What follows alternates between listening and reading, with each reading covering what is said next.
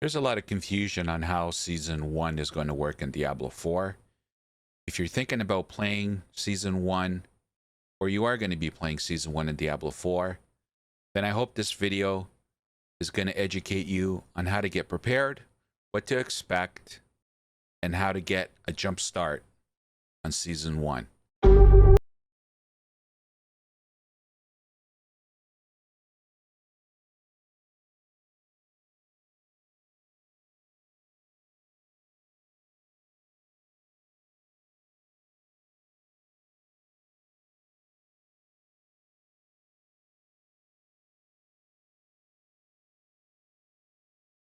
To add some clarity to the confusion for those players that are new to the ARPG genre and really don't know how seasons work in games.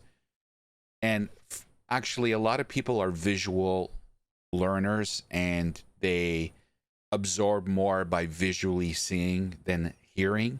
So I've made a little spreadsheet that will hopefully clarify some of the confusion you may or may not have when it comes to the upcoming season. Now, what do we know? We know Seasons 1 in Diablo 4, according to the devs, is going to be launched sometime between middle of July to the end of July. We are now almost at the at the end of June. So we have a couple of weeks to prepare and anywhere from 2 to 4 weeks to prepare. But you need to understand how seasons is going to work if you currently don't.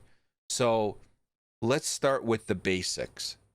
Number one, when Seasons 1 launches in Diablo 4 mid-July, end of July, you're going to have to create a new character. I know this is a bone of contention with many. However, there is a rationale behind it. And if you'll indulge me, I'm going to show you, and hopefully this will clarify it for you. When you're creating characters, and you can see here, I'll refer you to the spreadsheet where my mouse is, you'll see realms. And on the left here, you'll see characters. So there's Rogue 1, Barbarian 1, and Druid 1. Let's say these are your three characters. Now, Rogue 1, you started when Diablo 4 launched, and it is on the main server or realm. And that server / realm is called the Eternal Realm. Any characters that you play on the Eternal Realm share the stash and inventory. So I use the term server just to give you an idea of how the foundation is on all these different characters. Now, when you play a hardcore character, if you play hardcore, and in this case, our barbarian is playing hardcore, he or she is on the hardcore realm. So anything that the rogue does on the eternal realm doesn't impact what the barbarian in the hardcore realm does. They are on different servers, hence why they're in different columns. So they don't share anything. Okay, I'm trying. Hopefully that makes some sense. Now, this theory or this methodology is going to apply for seasons. So that is why you need to create a new character, because with seasons comes different attributes. This is the point of seasons. They enhance skills. Like, there's all kinds of things. There's going to be different rewards that you're going to be able to enhance your characters with, and it's there's a lot. Okay, when it comes to seasons, the point of seasons is it's kind of like little extra things to do and earn and achieve that on the eternal realm / server isn't possible or there, because that's the eternal realm. So this is why we need to create a new character in seasons, because it will be on its own. I'm moving the X. It will be on its own server. It'll be on the seasons realm / server. So any characters that you create in the seasons realm, season 1, season 2, season 3, those characters will share all the activities and things that collectively they have achieved. And they will also share the stash in your inventory. So that is a quick way of trying to understand how the realms work, how the characters in between the different realms work, and hopefully it will clear up any misconceptions you have. Basically, the main server, the main realm, Eternal Realm, is one bucket. Hardcore Realm and the characters in it are another bucket. There's no link. The seasoned characters is a different server, different bucket.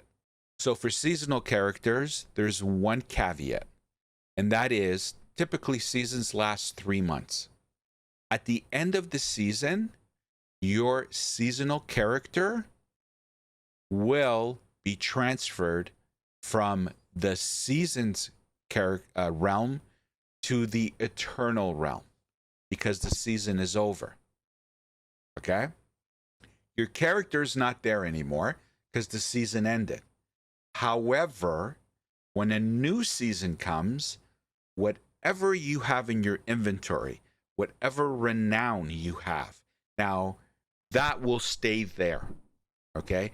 And this is what we know today. That might change down the road because, as you know, Blizzard continues to make changes to the game. So as of right now, we know that when the season ends, your seasonal character will move from the seasonal realm over to the eternal realm. Okay? Now, what else do we know in reference to the season? We know when it comes to map visibility, there will be no fog of war. However, when it comes to waypoints, not all your waypoints that you've discovered in the Eternal Realm will be visible. Only major city waypoints will be available. So you'll have to rediscover all the waypoints outside of the major cities, but your map will be exposed. Strongholds will need to be done again in seasons. Side quests will need to be done in seasons. Areas discovered in the Eternal Realm, you'll need to discover them in the Seasons realm. However, the map will be visible. The major city waypoints will be visible, so you'll be able to travel in between that, but you'll need to rediscover everything outside of that. Side dungeons need to be discovered. Altars of Lilith. Whatever you discovered in the Eternal Realm will apply in the Seasonal Realm. Okay?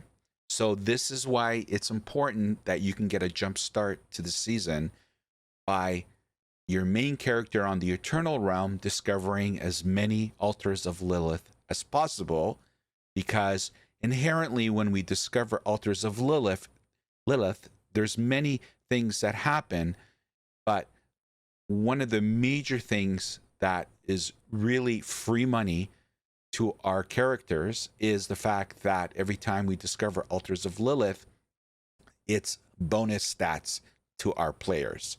Strength, dexterity, willpower, intelligence.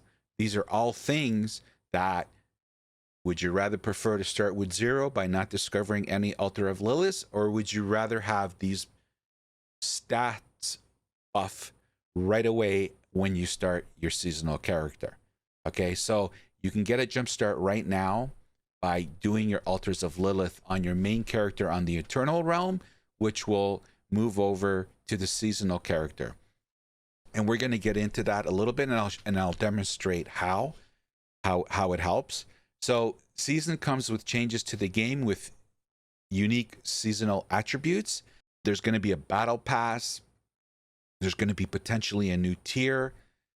So it's all enhanced on seasons, and this is what makes playing seasons to many very enjoyable.